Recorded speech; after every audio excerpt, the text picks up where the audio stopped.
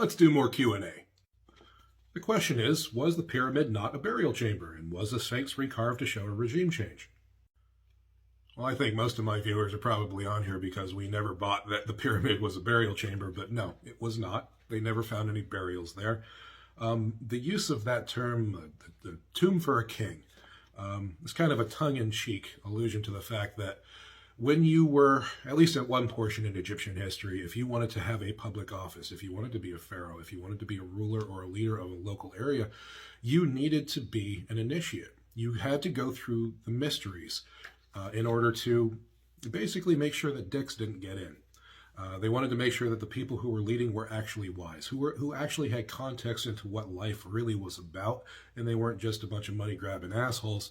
They had actually seen beyond the veil, and they knew that they should rule with wisdom and mercy, and really do the best for their people, because this was all transitory anyway.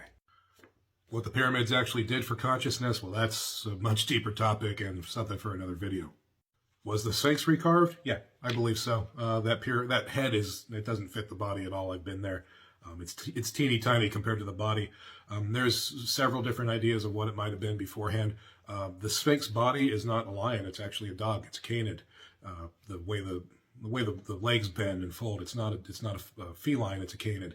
So they thought that perhaps it's an Anubis head. Someone left a really interesting comment about Serapis. So let me show you what Serapis is. The claim is that Serapis was a solar deity, so the son of God. You can see the depiction is where they ripped off the look of Jesus, only Serapis was much more beefy and godly. In any case, you can very clearly see that Serapis came with a candelabra on top of his head where they lit a sacred fire, meaning the sacred fire of illumination that would light up in you when you woke up your Christ body. There's also some other depictions of Serapis, with his wife Isis, the two male and female serpent energies intertwined. And you can see, here's Serapis again. And if you look at his chest, you can see the little chakras going up. So what is Serapis? Serapis is the Western version of Kundalini, of the serpent energy that raises up and becomes the Christ body. Now, did people know that when they're worshiping Christ, they're worshiping the serpent? The name Serapis comes from two different roots, and it tells us a lot about what it actually is. The term Serapis here in Greek comes from ser and apis, and the first word is ser. It means master or lord. It referred to Osiris. It is the origin of the modern title sir or sire.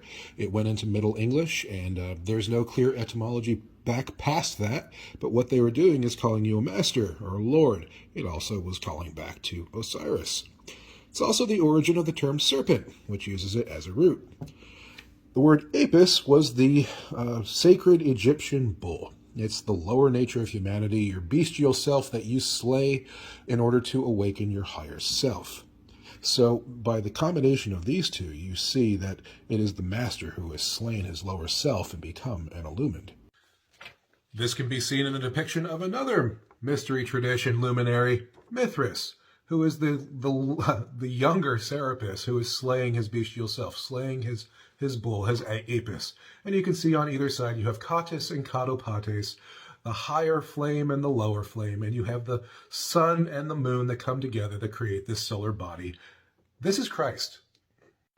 If anybody's interested in how many other allegorical mystery school deities got ground up, thrown in a blender to create the story of Christ, check out the book, The World's 16 Crucified Saviors by Kelsey Graves.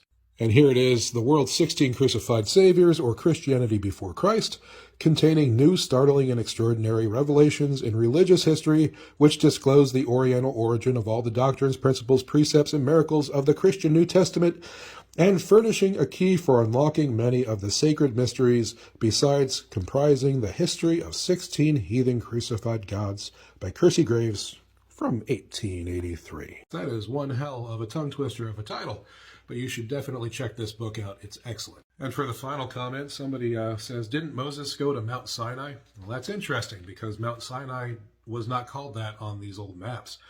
Sinai, the word itself, comes from moon, comes from the moon goddess, Sin, S-I-N. And it was a goddess. They try to make it look like it was a god today, that it was the male god of the moon, and it was not. It was a female goddess called Sin. And the three pyramids in the pyramid complex are the male and the female and the sun, the Isis, Osiris, and Horus, the three pillars of initiation in pyramidal form. So did Moses go into the Pyramid of the Moon, that corresponding pyramid, to do his initiation, then came back? I don't know, but he didn't go to Mount Sinai. Sinai didn't actually exist. We do know from the Bible, by what they say there, that Moses was initiated at Heliopolis or On, so he would have used that complex to do his initiations, if he ever existed, which I'm not entirely convinced on.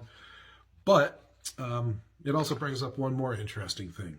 Why do they call it sin?